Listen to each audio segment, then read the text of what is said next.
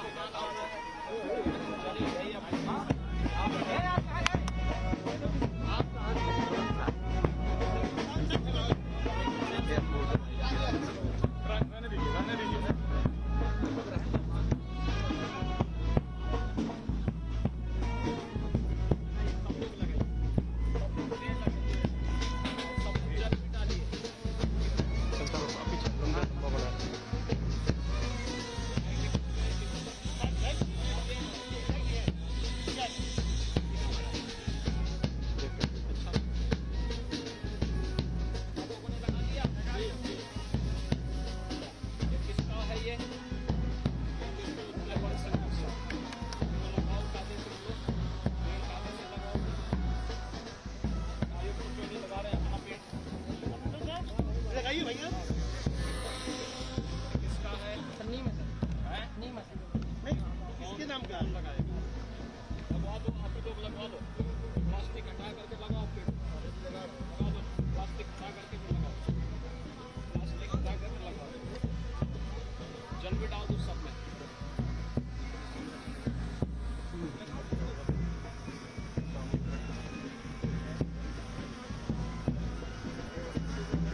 लगवा दो भैया। देखो देखो पीछे गिर जाएगा, पेड़ गिर जाएगा।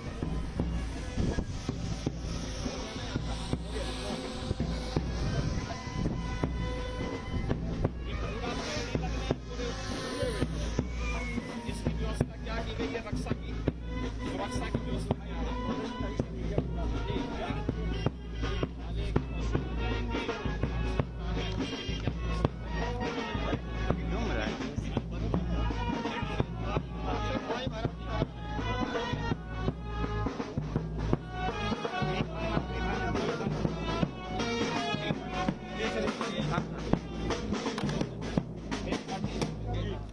सभी यहाँ पे हैं क्या बच्चे? कहाँ पढ़ते हैं? अभी जयेंद्र सरस्वती योग पाठशाला वहाँ पे पढ़ते हैं। जी कितने बच्चे हैं?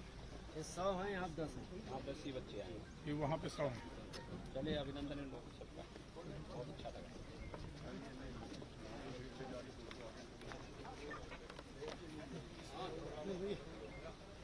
एप्लीकेशन जो भाई कहाँ गए?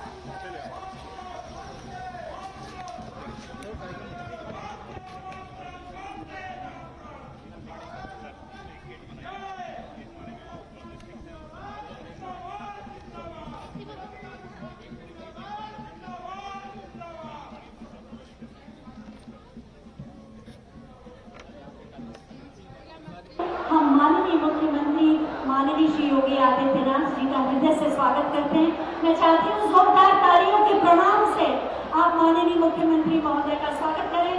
जोरदार तालियों के प्रणाम मंच तक पहुंचाएं। माननीय वन मंत्री माननीय डॉक्टर अरुण कुमार सक्सेना जी का भी हृदय से स्वागत है तथा सभी मंचासीन अतिथियों का हम स्वागत करते हैं। वृक्षारोपण जन आंदोलन 2022 का शुभारंभ 35 करोड़ वृक्षों के वृक्षारोपण के संकल्प के साथ आज माननीय मुख्यमंत्री के कर कमलों द्वारा हरी शंकरी की पौध का रोपण करके किया गया। ये हमारा पर्यावरण के प्रति, धरती माँ के प्रति ये हमारा कर्तव्य है और जिसे आंदोलन के रूप में आज से चलाया जाएगा, जिससे हम 35 करोड़ के लक्ष्य को पूरा कर सकें। वृक्षारोपण धरती की हरितिमा को वापस लौटाने का कर्तव्य है हमारा सबका, ताकि हम वृक्ष लगाएं और मानवता को बचाएं। सबसे पहले मैं माननीय मुख्यमंत्री महोदय से अनुरोध करूंगी कि वो दीप प्रज्वलित करके 19 नंबर लाइक है, ठीक है। माननीय मुख्यमंत्री महोदय से अनुरोध है कि वो दीप प्रज्वलित करके वृक्षारोपण जन आंदोलन 2022 का शुभारंभ करें। दीप प्रज्वलित करके माननीय मुख्यमंत्री महोदय से अनुरोध है। वृक्षारोपण जन आंदोलन 2022 35 करोड़ वृक्षों के रोपण का संकल्प एक वर्ष में हम सब लेंगे। और जैसा कि अभी कहा गया कि आपके राशन कार्ड में जितने लोगों के नाम हैं उन सब के नाम से, उनके नाम से पौधे लगवाएं। एक बृहद आंदोलन जन आंदोलन का शुभारंभ हो रहा है पर्यावरण के संरक्षण और संवर्धन के लिए, वन और जल के संवर्धन और संरक्षण के लिए, मानवता की रक्षा के संकल्प के साथ धरती के, प्रकृति के सौंदर्य को बनाए रखते हुए अभिनंदन करें। और आप सब तालियों के पुष्पों से अपनी भावनाओं को मंच तक पहुंचाएं। माननीय सांसद बांदा चित्रकूट माननीय श्री आर.के. सिंह पटेल जी से हम अनुरोध करेंगे कि हम सब की ओर से माननीय वन मंत्री महोदय का स्वागत और अभिनंदन करें।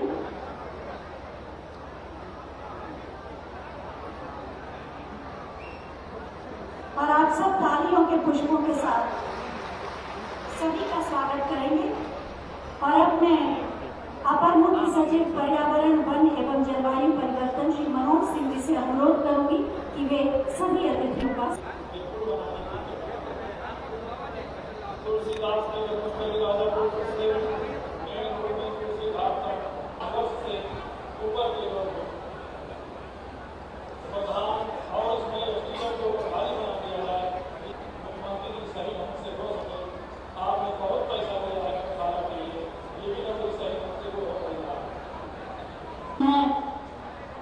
सड़क परिवहन, जल, शिक्षा से जुड़ी अनेक योजनाएं, जिसमें विशेष रूप से स्मार्ट क्लासेस और स्मार्ट आंगनबाड़ी के साथ साथ ऑडिटोरियम और बहुत सारी ऐसी परियोजनाएं हैं जो चित्रकूट को नया स्वरूप देंगी। 15 करोड़ 42 लाख की परियोजनाएं के विकास के नए द्वार का खुलना है। और अब मैं सबसे पहले बुला रही हूँ श्री भैयालाल निवासी करवी ग्राम भारतपुर। वन विभाग द्वारा रोपित 10,000 पौधों को अपने बच्चे की तरह जिन्होंने पाल पोस कर बड़ा किया और एक बड़ा आंवले का वन उन्होंने तैयार किया है, उनको पौधा भी देंगे माननीय मुख्यमंत्री महोदय। उनका माला पहनाकर स्वागत, शाल उड़ाकर अभिनंदन। जिन्होंने इन पौधों का सिंचन भी स्वयं किया और वहीं रह के अपने परिवार, अपने पुत्रों की तरह इन पौधों की देखभाल की। अभिनंदन के बाद ये पौध उन्हें प्रदान कर रहे हैं माननीय मुख्यमंत्री जी। आप सब जोरदार तालियों के साथ जुड़िए वृक्षारोपण के इस जन आंदोलन के अभियान से। और अब विभिन्न लाभार्थियों को दिया जाएगा। सबसे पहले माध्यमिक शिक्षा विभाग की ओर से कुमारी हर्षिता सिंह, जिन्होंने 10वीं की परीक्षा में प्रदेश में 10वां स्थान प्राप्त किया और चित्रकूट में प्रथम स्थान प्राप्त किया। प्रशस्ति पत्र और टैबलेट माननीय मुख्यमंत्री महोदय के आशीर्वाद के साथ। इसके बाद ग्राम्य विकास विभाग द्वारा मुख्यमंत्री आवास योजना ग्रामीण के अंतर्गत आवास का मॉडल और स्वीकृति पत्र दिया जाएगा श्रीमती राजकली और श्रीमती प्रेमा को। नेटवर्क नहीं है, नेटवर्क।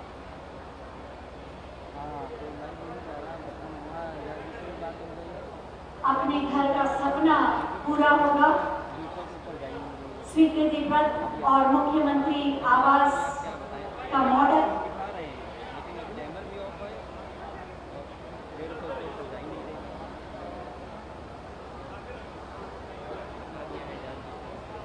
आपकी तालियों के बिना सब कुछ सूना सा लगता है। आपकी तालियां रंग भरती हैं, इस आयोजन में जोश पैदा करती हैं। श्रीमती प्रेमा को भी स्वीकृति पत्र और मॉडल। और इसके बाद अगर स्कूटी और कार चालन के लिए निःशुल्क ट्रेनिंग दी जाती है। सुश्री भानुजा मिश्रा को ड्राइविंग लाइसेंस प्रदान किया जाएगा। परिवहन विभाग पंप परियोजना के माध्यम से स्कूटी और कार के संचालन के लिए निःशुल्क ट्रेनिंग देता है भानुजा मिश्रा को। और अब बेसिक शिक्षा विभाग द्वारा कायाकल्प योजना के अंतर्गत जिस जिस ग्राम पंचायत में अच्छे विद्यालय बन गए हैं उन्हें सम्मानित किया जाएगा। सबसे पहले ग्राम प्रधान सेमरिया जगन्नाथवासी श्री चिन्नू प्रसाद जी को, जिन्होंने कायाकल्प के 19 बिंदुओं को संतृप्त किया है और अपनी ग्राम पंचायत के विद्यालय का कायाकल्प किया है। जोरदार तालियों से आप शुभकामनाएं भी दें और प्रेरणा भी। श्रीमती उषा सिंह ग्राम प्रधान ऊंचाडी, इन्हें भी अपनी ग्राम पंचायत के विद्यालय का कायाकल्प करने के लिए प्रशस्ति पत्र दिया जा रहा है। साथ ही ग्राम प्रधान मड़ैयन श्री राधेश्याम जी को भी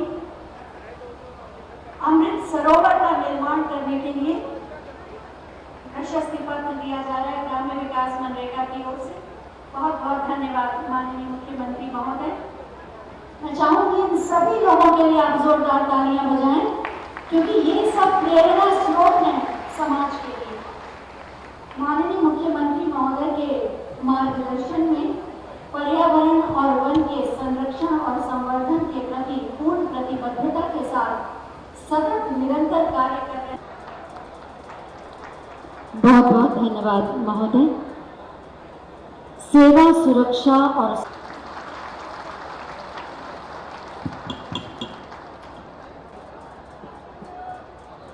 अवसर पर प्रदेश में एक साथ करोड़ों वृक्ष लगाने के आज के इस कार्यक्रम में मंच पर मेरे साथ उपस्थित प्रदेश सरकार में पर्यावरण, वन और जलवायु परिवर्तन मंत्री डॉक्टर अरुण सक्सेना जी,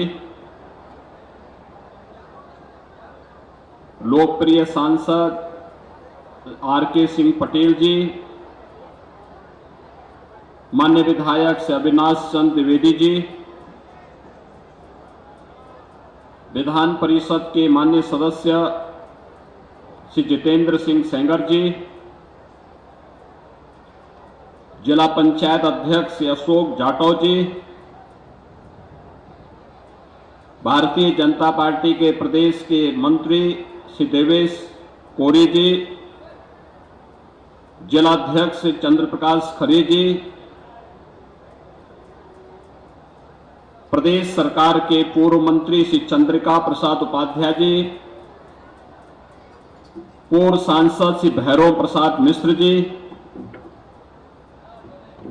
श्री लवकुश चतुर्वेदी जी, श्रीमती रंजना उपाध्याय जी, श्री रमेश चंद्र द्विवेदी जी, राम रतन प्रजापति जी, कृष्ण कुमार उर्फ भोले सिंह जी, अपर मुख्य सचिव वन श्री मनोज सिंह जी, आज के इस कार्यक्रम में उपस्थित चित्रकूट के हमारे सभी पूज्य संतजन, प्रशासन और वन विभाग और पुलिस विभाग से जुड़े हुए सभी वरिष्ठ अधिकारीगण, विभिन्न शिक्षण प्रशिक्षण संस्थाओं से जुड़े हुए सभी छात्र छात्राएं और उपस्थित भाइयों बहनों, मैं चित्रकूट की इस धरती को, जो सनातन काल की आदि परंपरा से ही सनातन धर्म की एक प्रमुख श्रद्धा की केंद्र रही है, मर्यादा पुरुषोत्तम भगवान श्री राम ने अपने वनवास के कार्यकाल का सर्वाधिक समय राष्ट्र साधना के लिए, धर्म की रक्षा के लिए जहां पर व्यतीत किया, ऐसी पावन चित्रकूट की धरती को मैं कोटि कोटि नमन करते हुए भगवान कामतानाथ के श्री चरणों में कोटि कोटि नमन करते हुए पूज्य संतों का और आप सभी चित्रकूट के भाइयों और बहनों का मैं हृदय से इस वन महोत्सव कार्यक्रम में हृदय से स्वागत करता हूं, अभिनंदन करता हूं। भाइयों बहनों, यह हम सबका सौभाग्य है कि अपने वनवास काल के उस कालखंड में जिस धरती को मर्यादा पुरुषोत्तम भगवान श्री राम ने सबसे पवित्र धरती माना था, आज वहां पर मुझे प्रदेश सरकार के इस 6ठम वन महोत्सव कार्यक्रम में भागीदार बनने का सौभाग्य प्राप्त हो रहा है, जहां पर आज हम वृक्षारोपण कर रहे हैं। त्रेता युग में ये पूरा क्षेत्र वनों से आच्छादित रहा होगा, लेकिन धीरे धीरे वनों की कमी होती गई, मनुष्यों की आबादी बढ़ती गई, जीव जंतु अन्य कम होते गए और उसके बाद तमाम प्रकार के असंतुलन की स्थितियां भी पैदा होने लग गई। आज दुनिया के अंदर एक नाम जो बार बार लिया जा रहा है और पूरी दुनिया जिस पर चिंता कर रही है, वह है ग्लोबल वार्मिंग का, कि धरती का तापमान लगातार बढ़ रहा है। तापमान बढ़ने का कारण वनों का आच्छादन कम होना, जहां पर हरे भरे वन हुआ करते थे, आज वहां कंक्रीट के भवन खड़े हो जा रहे हैं और जल संरक्षण की भी जो हमारी परंपरागत पद्धतियां थी, हमने उसे भूला दिया है और उसका परिणाम है कि धीरे धीरे करके हम लोग भी उस जलवायु परिवर्तन और ग्लोबल वार्मिंग की चपेट में आते हुए दिखाई दे रहे हैं। आप देखते होंगे इसका दुष्प्रभाव किस रूप में पड़ता है। इसका प्रमुख कारण अंधाधुंध वनों की कटान है। अपने स्वार्थ के लिए प्रकृति के इस अनमोल रत्न को जब मनुष्य नष्ट करता है तो उसकी कीमत भी न केवल मनुष्य को बल्कि इस सृष्टि के हर जीव जंतु को चुकानी पड़ती है। ये जीवन चक्र है और ये एक दूसरे पर निर्भर करता है। इसके बगैर जीवन की कल्पना ही नहीं की जा सकती। अगर कोई ये मानता है कि मैं सुरक्षित रहूं भले और रहे न रहे, तो मुझे लगता है ये उसकी गफलत होगी। वो स्वयं के अस्तित्व पर खिलवाड़ कर रहा है। हम सबका जीवन तो एक दूसरे पर आश्रित है और ये जीवन चक्र इसी पर आधारित बना हुआ है। जंगलों की कटान होगी तो असमय सूखा या बरसात की समस्या, कभी अतिवृष्टि, कभी सूखा, ये भी हमें देखने को मिलता है। लेकिन जब हम लोग अधिक से अधिक वृक्षारोपण करेंगे और जो आज यहां पर कोदंड वन की स्थापना की जा रही है, हमारा प्रयास होना चाहिए कि कोदंड वन में, कोदंड का मतलब भगवान राम का जो धनुष है वह भी कोदंड है। कामतानाथ गिरी का जो वन है उसकी आकृति भी धनुषाकार है। भगवान राम ने अपने वनवास का एक लंबा कार्यकाल वहां व्यतीत किया और यही कारण है कि हम सब बड़ी श्रद्धा के साथ, बड़ी आस्था के साथ आज भी पूरा देश कामतानाथ गिरी का परिक्रमा करता है। बड़ी श्रद्धा के साथ हजारों वर्षों की अपनी विरासत के प्रति अपनी श्रद्धा को व्यक्त करता है। ये केवल श्रद्धा को व्यक्त करने का नहीं, बल्कि उस समय की परंपरा के प्रति कृतज्ञता ज्ञापित करते हुए एक एक कण को, एक एक वनस्पति को हम इसके अवसर पर जब परिक्रमा करते हैं तो उसके संरक्षण की गारंटी भी देते हैं कि भगवान की कृपा तो पूरी सृष्टि पर है और हम लोग यहां पर हैं।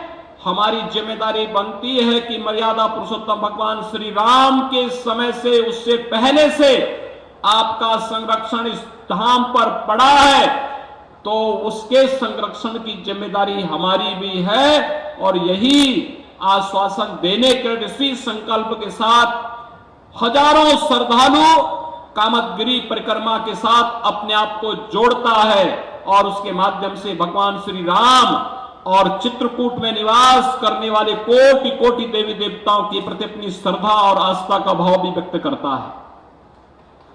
जो वन यहां पर बनाया जा रहा है, इसमें रामायण कालीन सभी प्रकार के वृक्षों को लगाने की व्यवस्था के साथ इसे जोड़ने की आवश्यकता है। लोगों की स्मृति इसके साथ जुड़े। अगर आपने वनों को आच्छादन तेज किया, उसे बनाया, उसको संवारने का काम किया, जल संरक्षण की परंपरागत पद्धति को अपना करके इस दिशा में कार्य प्रारंभ किया, तो भाइयों बहनों कोई कारण नहीं कि आप आने वाले समय में न केवल असमय जो सूखा पड़ता है, अतिवृष्टि का सामना करना पड़ता है, इससे तो हम बच ही पाएंगे। जो ग्लोबल वार्मिंग की चेतावनी बार बार पूरी दुनिया के मौसम वैज्ञानिक हमें दे रहे हैं, उससे भी हम अपनी धरती माता को बचाने में सफल होंगे। और इसीलिए आज के इस अवसर पर जब वन महोत्सव के इस कार्यक्रम के साथ हम जुड़ रहे हैं, मुझे बताते हुए प्रसन्नता है क्योंकि विगत 5 वर्ष के दौरान हमारी सरकार ने प्रदेश में 100 करोड़ से अधिक वृक्षों का रोपण वन विभाग, प्रदेश सरकार के सभी विभाग और जनता जनार्दन के सहयोग से पूरे प्रदेश के अंदर किया। वन विभाग की और सभी संबंधित विभागों की जिम्मेदारी है कि जो वृक्ष लगाए गए उनका संरक्षण भी हो, वे सुरक्षित भी रहें। एक दूसरा जो पहले से चली आ रहे पेड़ हैं उनको सुरक्षित रखने के लिए भी एक कार्यक्रम हम लोगों ने बनाया था कि 100 साल पुराने वृक्षों को हेरिटेज वृक्ष के रूप में मान्यता देते हुए उनके व्यवस्थित संरक्षण की व्यवस्था वन विभाग के माध्यम से पूरे प्रदेश के अंदर होनी चाहिए और इस दिशा में एक बड़े प्रयास की आवश्यकता है। अक्सर उन वृक्षों की कीमत को लोग अज्ञानतावश समझने का प्रयास नहीं करते। अगर हम इसको समझ जाएंगे तो स्वाभाविक रूप से किसी संभावित आपदा से भी बचाव करने में हमें मदद मिलेगी। और इसीलिए हेरिटेज वृक्ष चिन्हित करना और उससे प्राचीन काल के जितने भी वृक्ष हैं उन्हें बचाने की कार्रवाई के साथ आगे जुड़ना। एक बरगद के पेड़ की कीमत क्या है, एक पीपल, एक पाकड़, जामुन, देसी आम, नीम,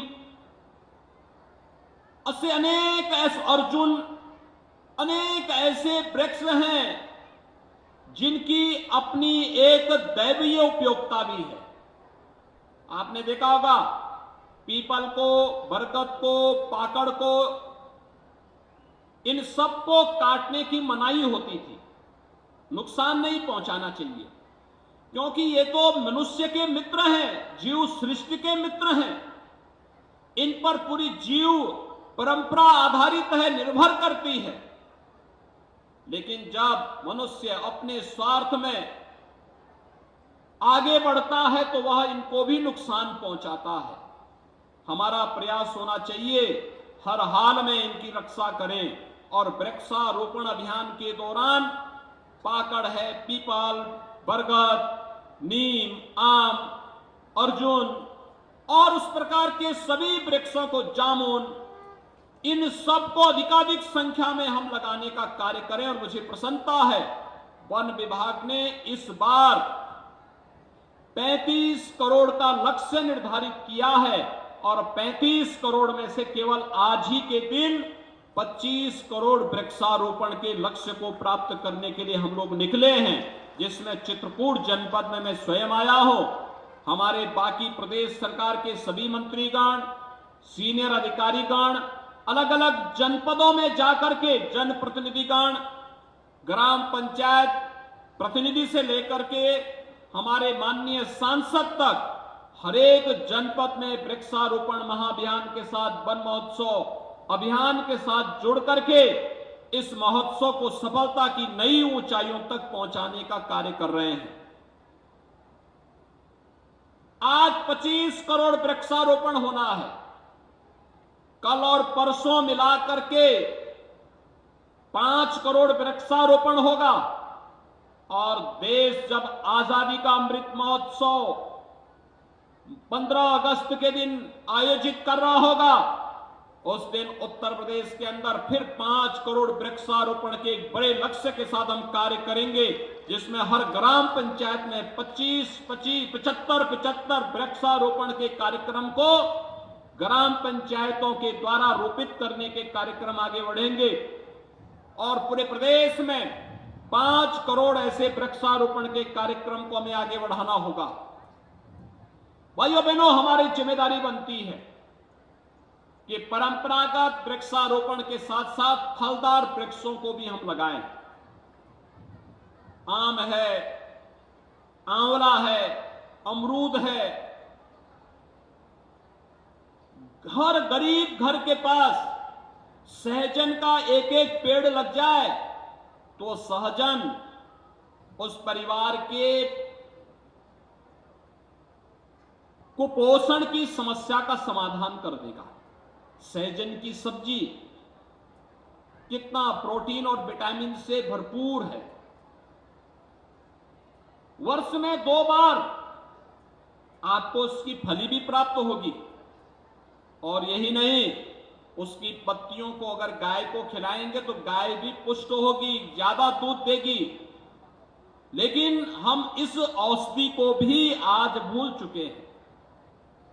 60 लाख सहजन की पौध वन विभाग ने तैयार की है और 60 लाख सहजन हम प्रदेश के अंदर फ्री में हर उस परिवार को उपलब्ध कराएंगे जो प्रधानमंत्री आवास योजना, मुख्यमंत्री आवास योजना में जिन्हें आवास मिले हैं, लेकिन उन्होंने अपने घर के सामने अगर सहजन का पेड़ नहीं लगाया है तो उसे एक सहजन का पेड़ देने का कार्य भी वन विभाग इस अवसर पर करने जा रहा है। 25 यानी कुल 35 करोड़ वृक्षारोपण का लक्ष्य इस पूरे सीजन में वन विभाग ने रखा है। एक बड़ा अभियान है, जन सहभागिता इसमें आवश्यक है और मेरी आप सबसे अपील है, हम एक एक वृक्ष की रक्षा का दायित्व निभाएं। और मुझे प्रसन्नता है कि मैंने यहां पर अभी एक सज्जन को यहां सम्मानित किया, जो अब परिवार में उनका कोई नहीं है।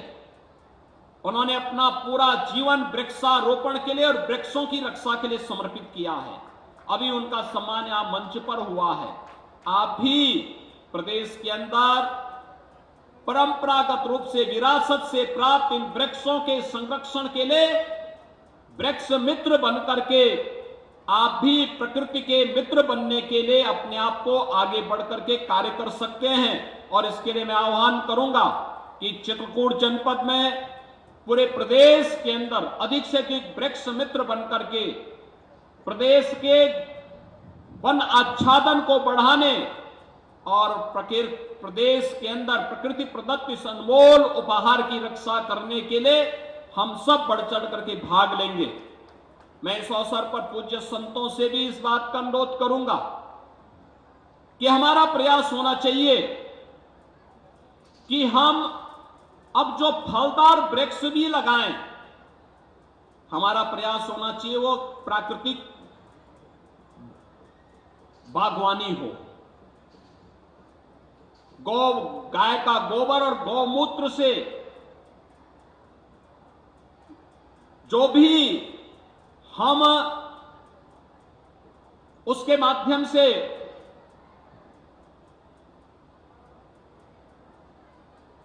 उर्वरक तैयार करते हैं, जो भी खाद तैयार करते हैं, अगर उसका इस्तेमाल हम करें तो ज्यादा अच्छा होगा। और हमारा प्रयास होना चाहिए कि जीवामृत या घनामृत जो भी इसके माध्यम से बनता है, प्राकृतिक खेती की ट्रेनिंग के कार्यक्रम को हम लोगों ने बुंदेलखंड के साथ जोड़ा है।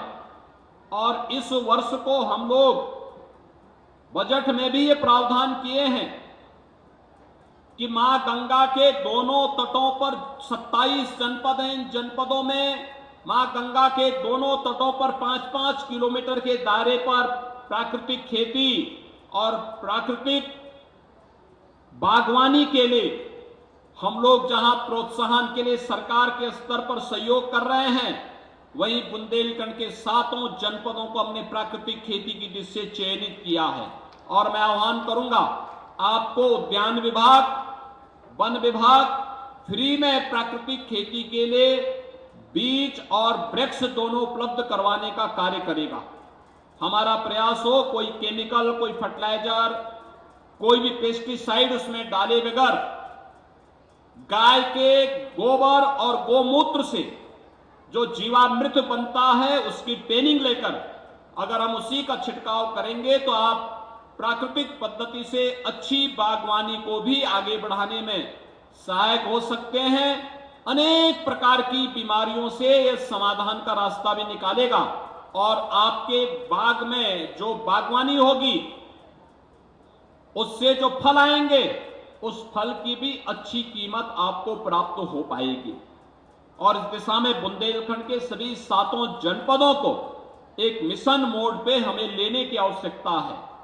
भाइयों बहनों, आज जब मैं आपके बुंदेलखंड में आया हूं, आज इस अवसर पर मुझे अनेक परियोजनाओं के शिलान्यास और उद्घाटन का भी सौभाग्य प्राप्त हो रहा है। इस अवसर पर जो अनेक परियोजनाएं यहां पर लगभग 32 करोड़ 50 लाख रुपए की लागत की परियोजनाओं का लोकार्पण हो रहा है और 81 करोड़ 43 लाख रुपए की लागत की 27 परियोजनाओं का शिलान्यास भी यहां पर हो रहा है। इससे पहले फरवरी 2020 में आदरणीय प्रधानमंत्री जी ने चित्रकूट की धरती पर आकर के बुंदेलखंड एक्सप्रेसवे का शिलान्यास किया था। बुंदेलखंड में एयरपोर्ट भी बन रहा है।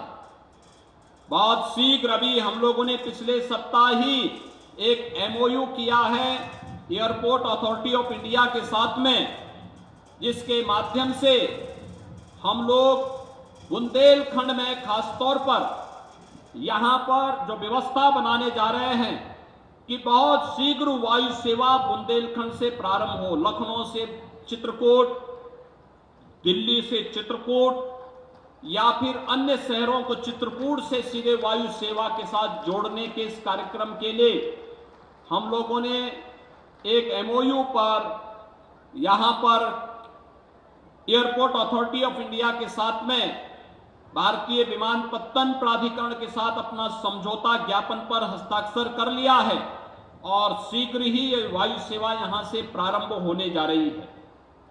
डिफेंस कॉरिडोर भी एक महत्वपूर्ण नोड चित्रकूट में बनने जा रहा है। और यही नहीं, कभी चित्रकूट के नाम से लोग यानी कभी बड़ी पवित्र भाव के साथ भगवान राम के साथ चित्रकूट का नाम जोड़ते थे। पिछली सरकारों ने चित्रकूट के साथ भय और आतंक शब्द जोड़ दिया था। मुझे प्रसन्नता है आज चित्रकूट डकैतों से मुक्त हुआ है और चित्रकूट में शांति है। विकास के पथ पर चित्रकूट तेजी के साथ आगे बढ़ रहा है। यह निवेश की अनेक संभावनाओं को आगे बढ़ाएगा और निवेश की इन संभावनाओं को आगे बढ़ाने के साथ ही रोजगार भी यहां सृजित होगा। यहां पर बेसिक शिक्षा परिषद के 76 विद्यालयों में स्मार्ट क्लास दिया जा चुका है और हमारा प्रयास होगा, मैं जनप्रतिनिधियों से भी कहूंगा और जिला प्रशासन से भी कहूंगा कि जो 1200 से अधिक बेसिक शिक्षा परिषद के स्कूल हैं, मिशन मोड में हमारा प्रयास होना चाहिए कि सीएसआर के पैसे से स्मार्ट क्लास और लाइब्रेरी हर एक विद्यालय में बन जाए। हम इसका प्रयास यहां पर करें जिससे चित्रकूट के सभी बच्चों को उत्तम शिक्षा के साथ साथ आधुनिक शिक्षा भी प्राप्त हो सके। जल जीवन मिशन के अंदर कभी यहां पर जल का भीषण संकट होता था। हमारी माताओं को, बहनों को 12-12, 15-15 किलोमीटर दूर से घर के लिए, शुद्ध पेयजल के लिए, पानी लाने के लिए मजबूर होना पड़ता था। आज मोदी जी ने आपके घर तक जल पहुंचाने के जिस अभियान को आगे बढ़ाया है, यहां पर चलने वाली 400 से अधिक परियोजनाओं पर कार्य तेजी के साथ आगे बढ़ चुका है। लगभग 75 से 80% काम पूरा हो गया है और बहुत शीघ्र चित्रकूट जनपद के हर घर में हम शुद्ध पेयजल की आपूर्ति, आरओ का पानी आपके घर में पहुंचाएंगे। जो पानी होटलों में एक बोतल की कीमत 15 रुपए 20 रुपए होती है, वह पानी आपके घर में फ्री में भरपूर पानी आपको घर में प्राप्त हो जाएगा।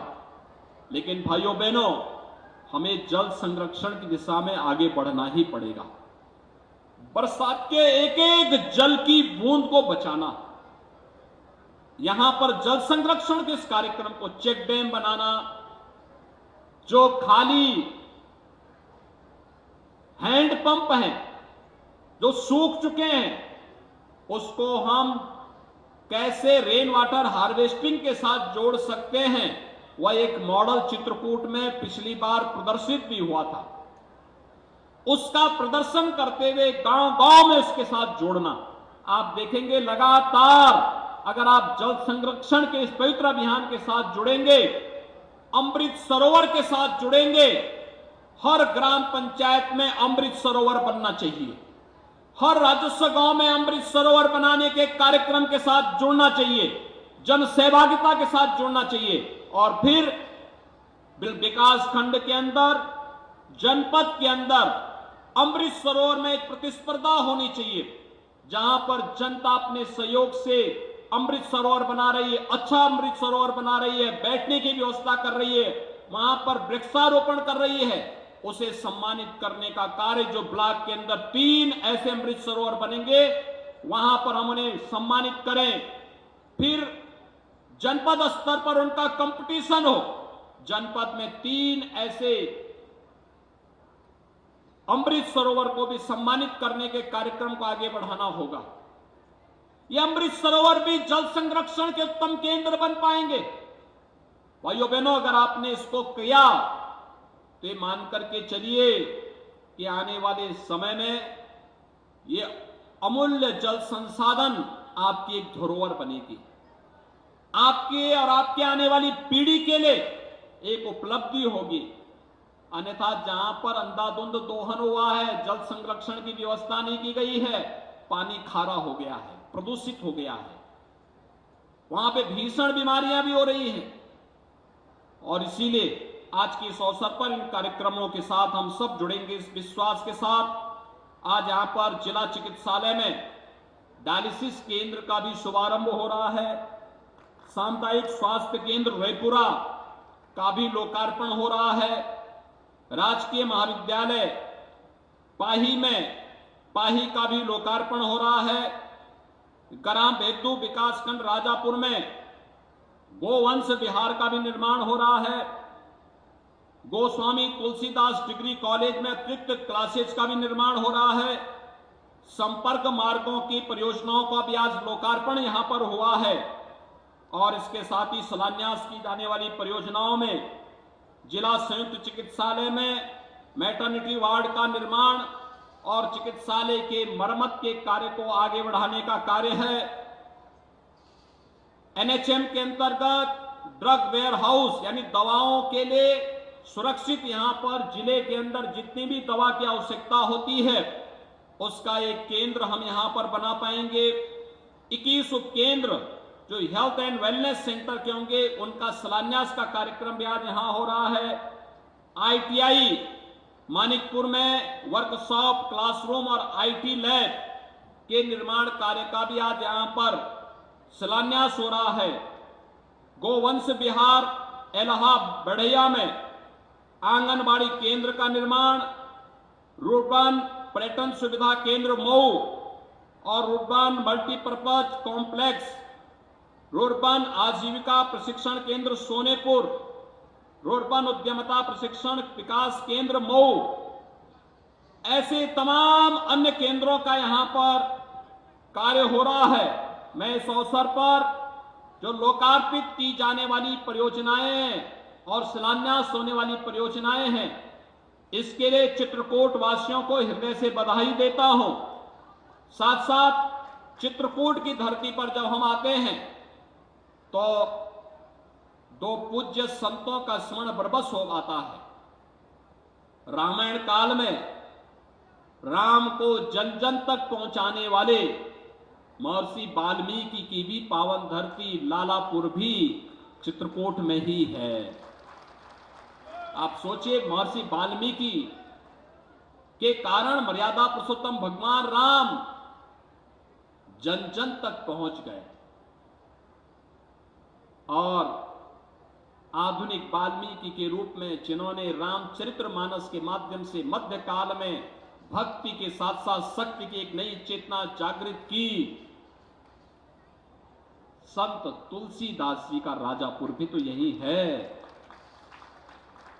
इन दोनों पूज्य ऋषि और संतों को मैं कोटि कोटि नमन करते हुए इन दोनों स्थलों के पर्यटन विकास के लिए भी एक बृहद योजना हमारी बननी चाहिए। लालापुर में रोपवे के निर्माण की कार्रवाई को हम बढ़ा रहे हैं। पर्यटन विभाग और वन विभाग मिलकर के इस कार्यक्रम को आगे बढ़ाएं। अच्छा होगा। वन विभाग से मैं ये भी कहूंगा कि वनों के अंदर जो गांव हैं उनकी कनेक्टिविटी के एनओसी पड़े होंगे, उसको भी समयबद्ध ढंग से हम आगे बढ़ा दें।